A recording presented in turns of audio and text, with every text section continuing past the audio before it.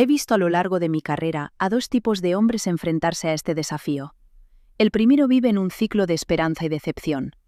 Antes de cada momento de intimidad, siente una mezcla de deseo y una silenciosa súplica. Espera que esta vez, sin saber muy bien por qué, todo funcione como antes. Se aferra a la idea de un milagro, a la posibilidad de que su cuerpo decida cooperar. Cuando no lo hace, la frustración es inmensa, pero la culpa es aún mayor, porque siente que el fallo es personal, un defecto inexplicable en su carácter o en su masculinidad.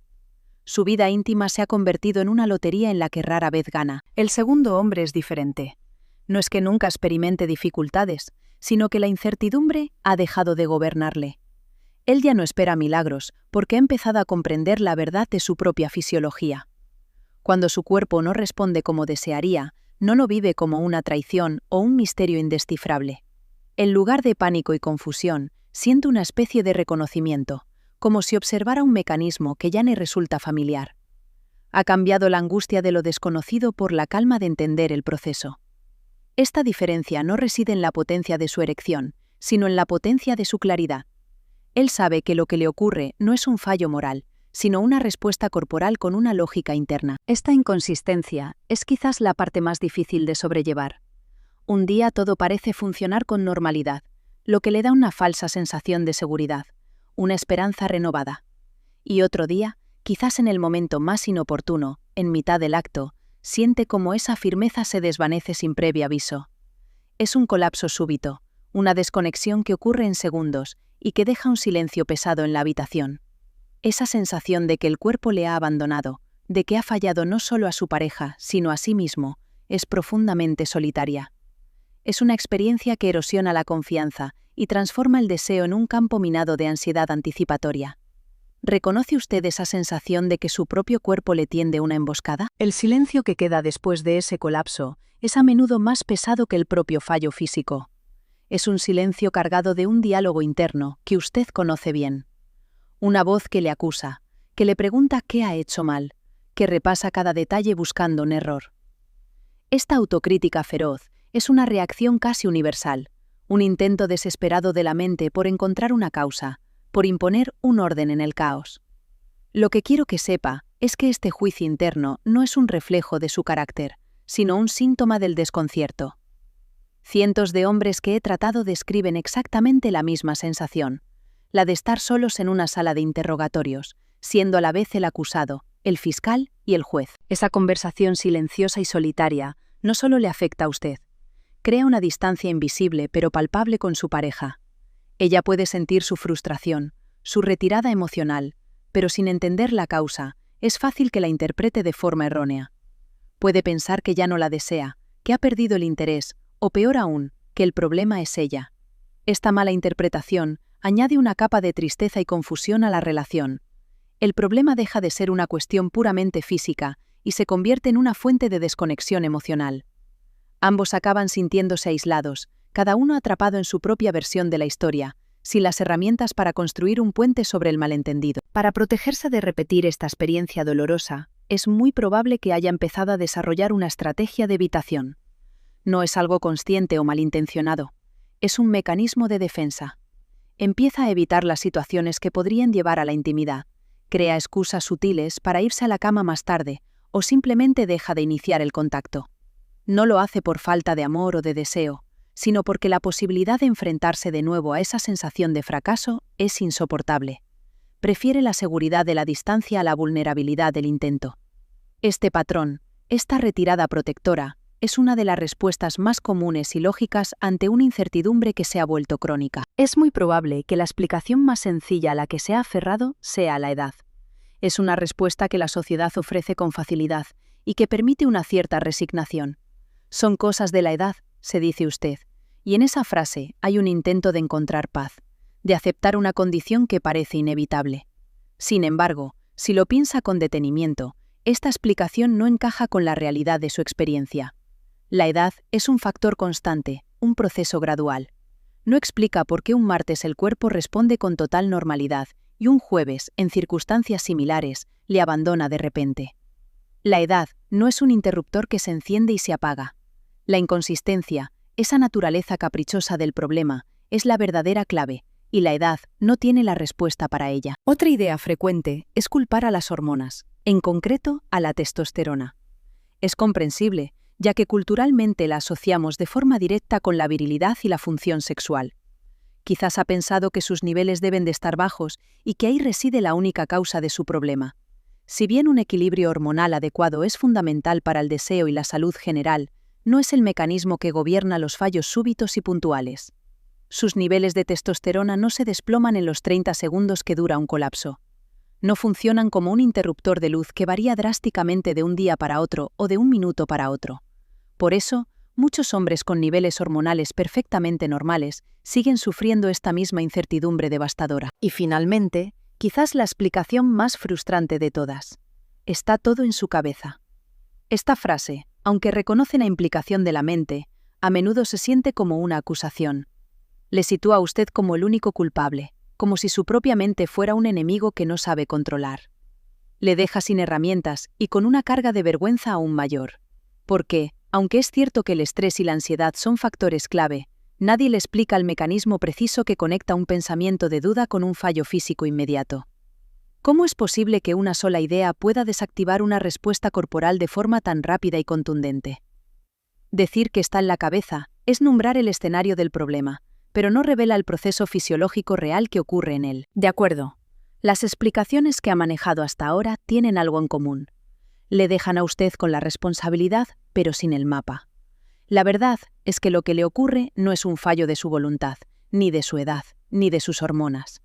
Es la activación de un mecanismo fisiológico real, un sistema increíblemente poderoso que todos poseemos.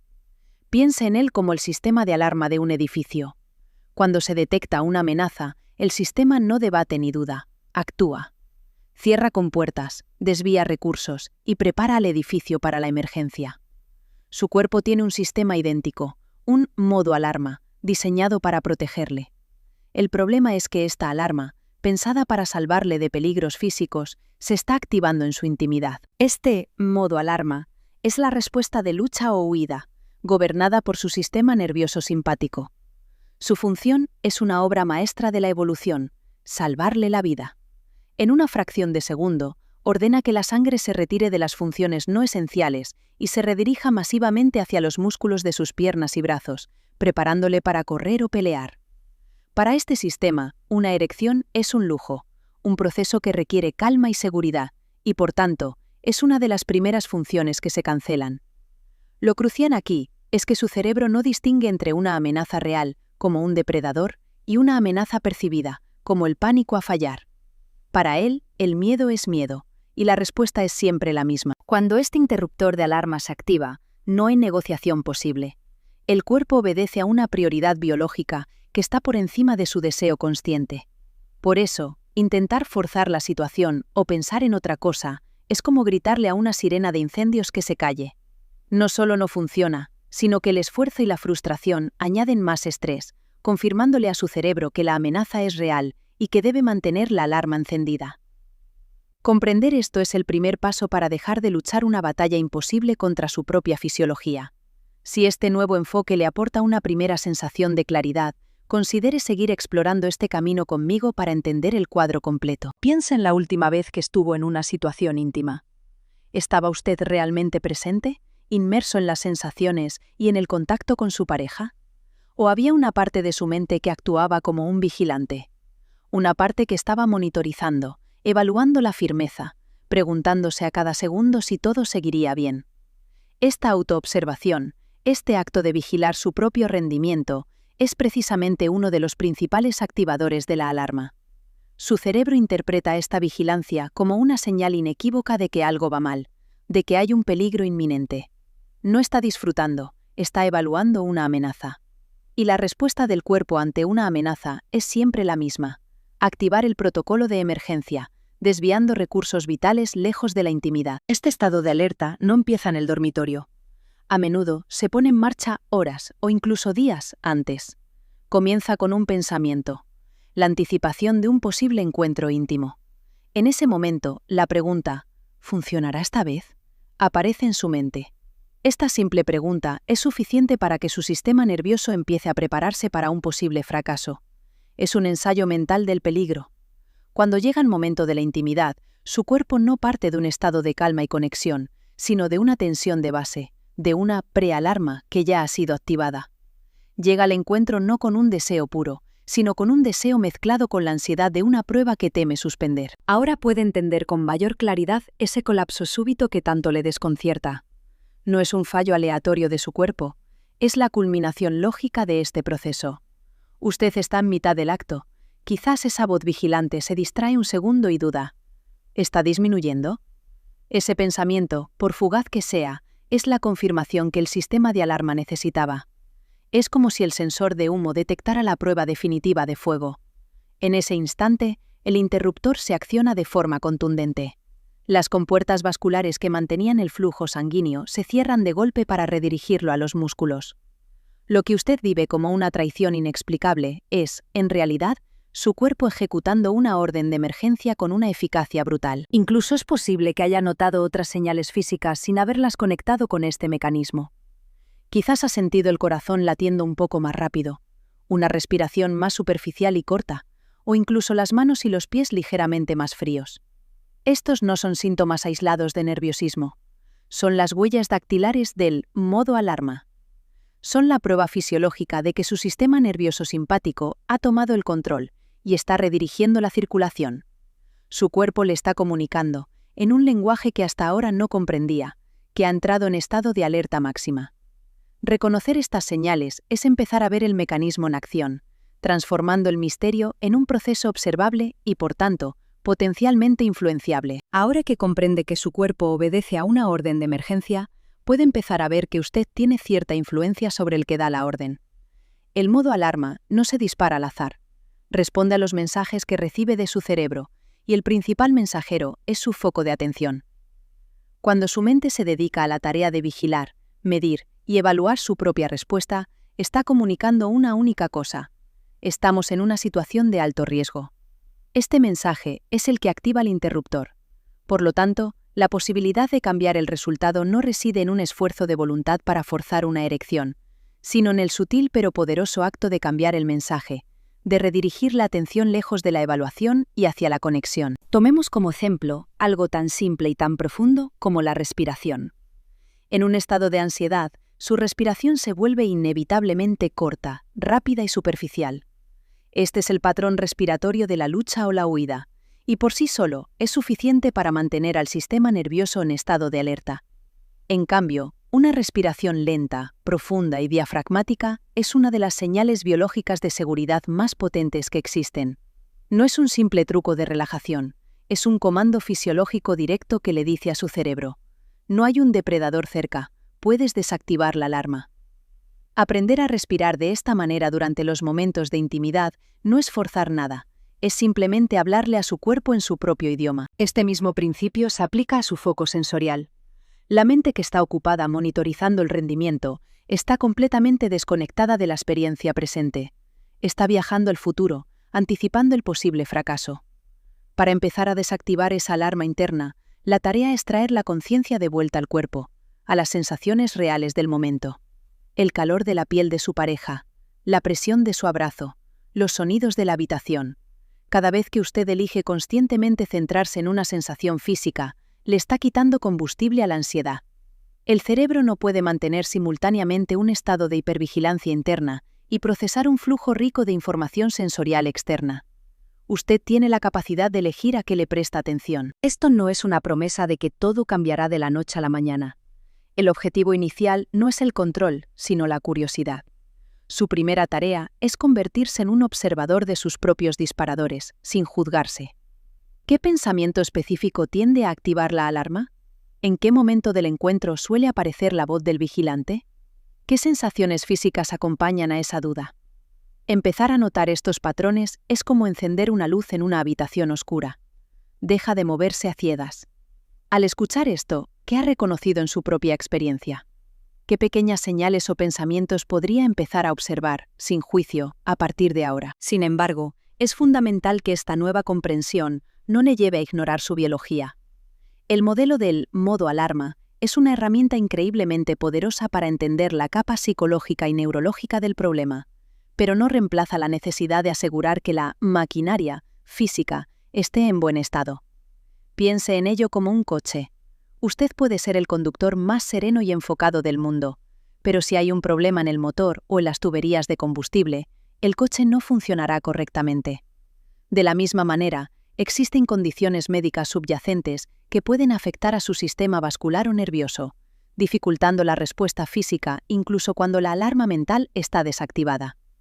Por eso, un enfoque responsable incluye siempre la prudencia. Hay ciertas señales que no deben ser atribuidas únicamente a la ansiedad de rendimiento.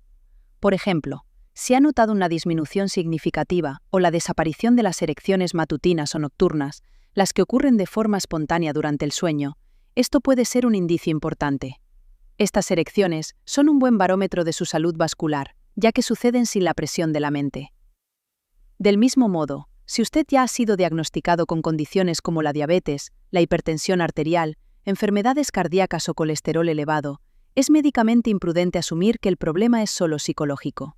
Estas patologías afectan directamente a la salud de sus arterias y al flujo sanguíneo, que es el pilar físico de una erección firme. Por lo tanto, la consulta con un especialista no debe verse como un último recurso o una señal de derrota.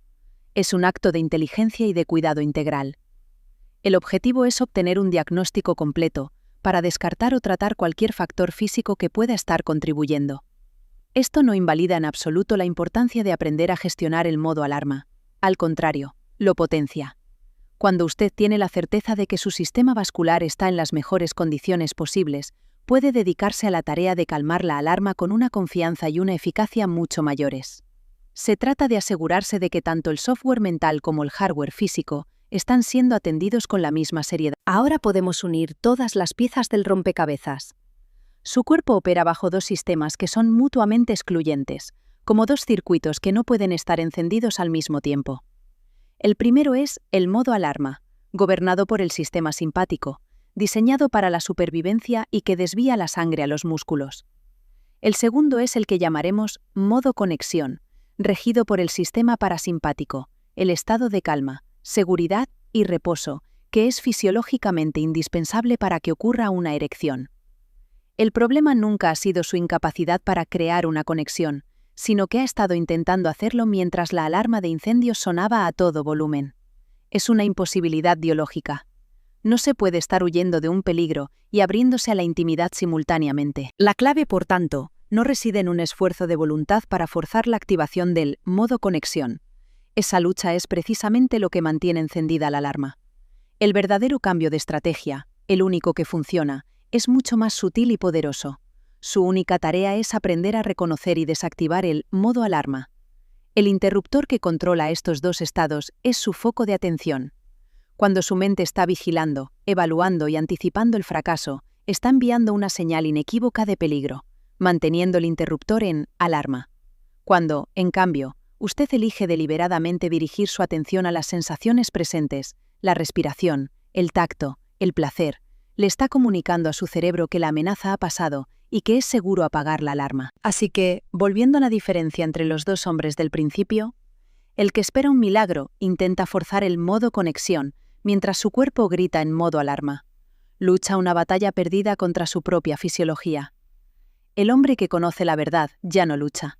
Su trabajo es aprender a calmar la alarma. Porque cuando la alarma se apaga, el modo conexión no es algo que se fuerza, es el estado natural que emerge. La diferencia es esta. Uno intenta construir un edificio en medio de un terremoto. El otro, primero, aprende a calmar la tierra. Su camino no es de lucha, sino de entendimiento. Su cuerpo no es su enemigo, solo ha estado siguiendo órdenes para protegerle. Ahora usted puede empezar a darle órdenes de seguridad.